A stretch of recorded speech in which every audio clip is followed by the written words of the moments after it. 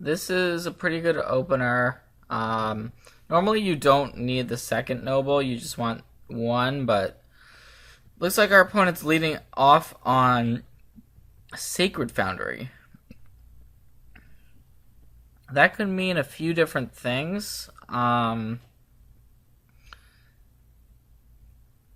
It could mean an aggressive deck featuring something like Eidolon of the Great Revel.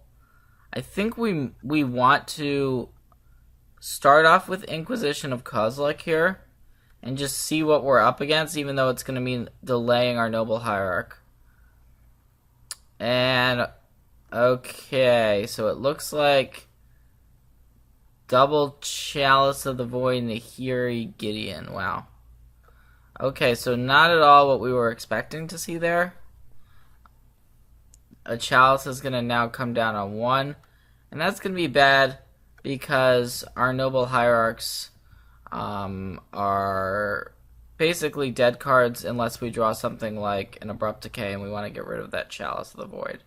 So we're going to have to turn our focus towards the Nahiri and the Gideon that we know are features of our opponent's hand. But that's okay.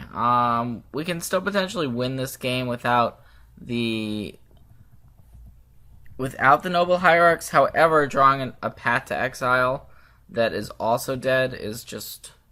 it's unfortunate. Now, if our opponent could have easily just had one copy of Chalice of the Void, and then our play would have been great. It just so happens that is not how our opponent's hand lined up.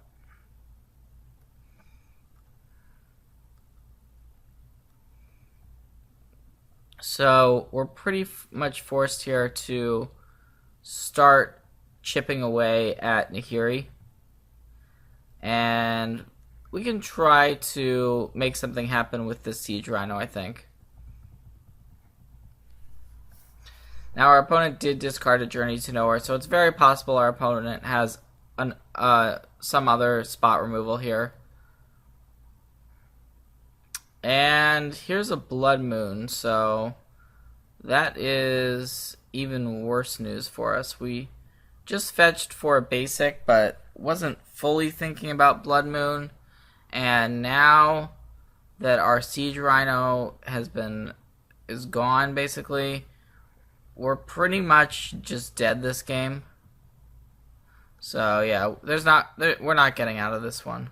But we at least now know what's in our opponent's deck, and we can look for Game 2 in terms of how we want to answer these types of threats. So we want answers for Planeswalkers, and we want to keep in our answers to Blood Moon, but we want to be taking out our creature removal. Cards like Path to Exile, cards like Murderous Cut are not what we want here. Think we can probably board in the Engineered Explosives.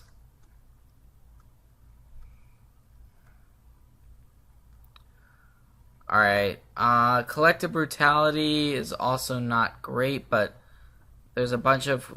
it seems better than our other options. So we're going to try this configuration out for Game 2. So we are going to be on the play this game, and we're going to be able to know a bit more now about what our opponent is doing. So this hand is a keep. I wish we could fetch with this Verdant Catacombs for a forest, but we really need double black here on turn 2 with this hand. So we're going to have to get an Overgrown Tomb. Even though we know Blood Moon is a big feature to our opponent's deck, I believe this is still the correct play.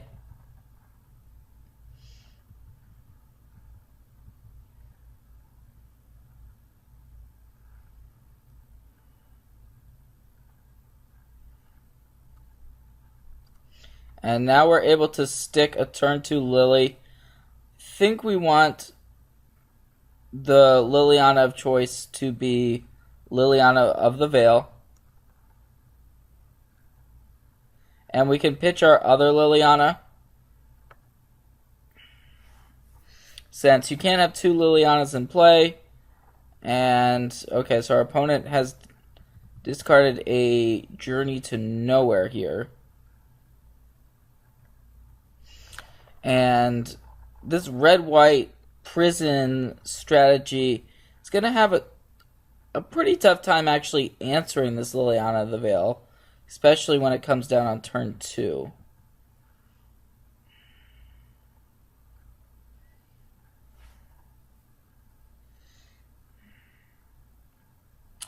So we do have Tireless Tracker. We can play it and then put our fetch land into play, generate a clue here. And then I think we actually go for the... Well, we might just want to get a basic here just to ensure against Blood Moon. I guess I like that. Alright, we're going to get a basic here with the fetch land, and then we could plus the Liliana, discarding this Inquisition, and then still having the Siege Rhino left over.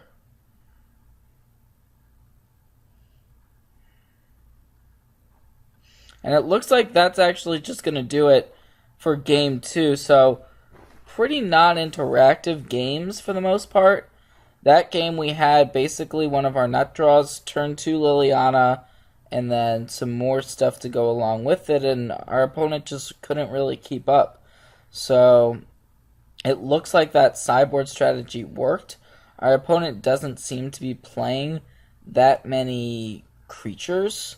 So, taking out cards like Path to exile, cards like Murderous Cut, just make a lot of sense. Now, unfortunately, we don't have quite enough cards in our sideboard that we want to bring in for this matchup, so we're still left with a card like Collective Brutality, which doesn't seem like a card you really want here. But I think we still have to just go with it. And yeah, I mean, most of our cards are quite strong. We have Abrupt Decay and Maelstrom Pulse to potentially stop our opponent from getting a card like Blood Moon or Chalice in play. So, gonna stick with this configuration for game 3. So, a double Tarmogoyf hand plus Siege Rhino is not what we're looking for here. But it's still probably a hand we want to keep. So, I'm going to do so here. Not completely confident about it because we don't really have... If we had, say, one discard spell, this hand would be a lot better. But we'll see what we draw. It's actually just a Marsh Flats here. So, I like running out a fetch land. And so we can fetch for a basic land with the Marsh Flats here. And that way we're protecting ourselves against Blood Moon.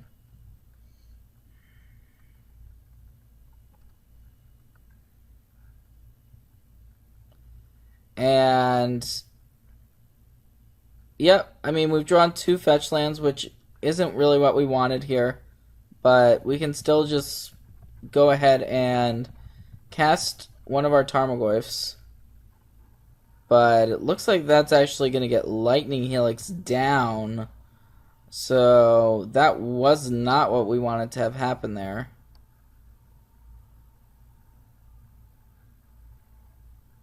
And wow, it looks like our opponent exiled Simian Spirit Guide and has now essentially turboed out a copy of Nihiri the Harbinger. So that's a pretty solid play here. Our hand isn't really equipped to handle this at the moment. So we're looking for something like Lingering Souls, something like Maelstrom Pulse, some way to attack this Nahiri. Alternatively, we're just going to be forced to play this Tarmogoyf and hope it's going to be good enough.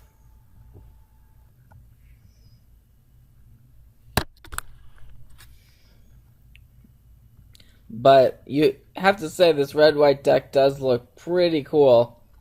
And we've drawn 3 consecutive lands, which is definitely not the best.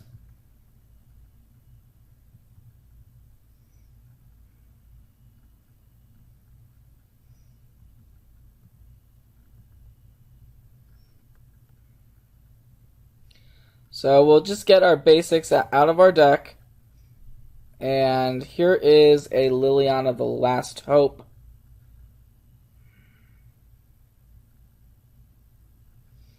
But I think we want to just attempt to attack this Nahiri here with our Tarmogoyf. And it looks like that is going to successfully work out. So the Nahiri is now dropped to 4.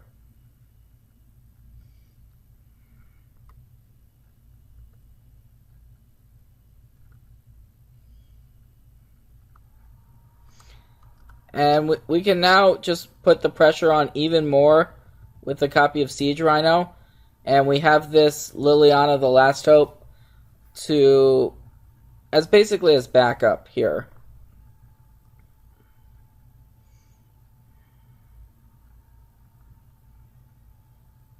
But then again, here's a Wrath of God.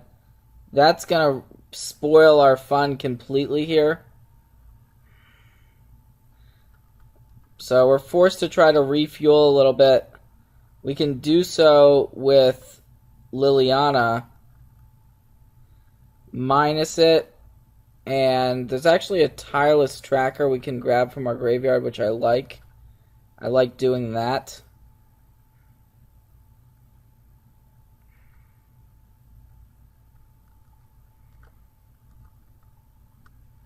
And we still got a Tarmogoyf, so hopefully our opponent doesn't have an answer to this Goyf, and the Goyf is allowed to hit Nahiri again.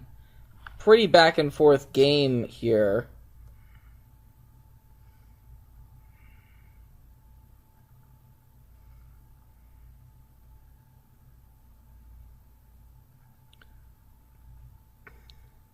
If our opponent has something like a Path to Exile, like another Sweeper, or something like a Gideon, that's going to be bad news. And it is a copy of Gideon Jura here.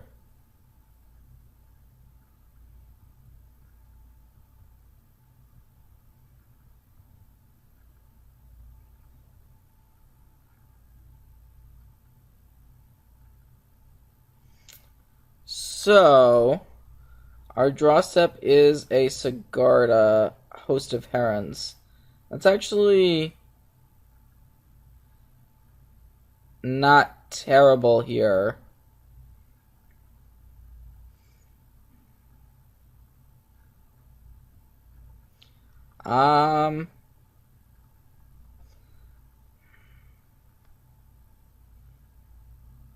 So we're basically forced to attack the Gideon Jura here with our Tarmogoyf.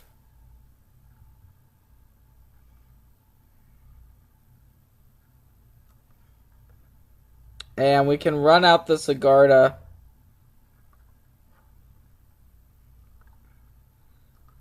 And see what it does for us.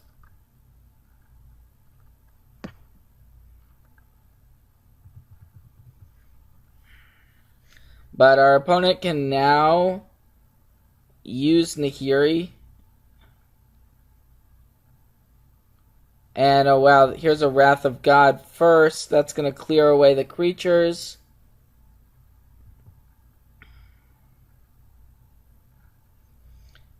Nahiri ultimate is going to get Emrakul, and that's actually just going to do it. Wow.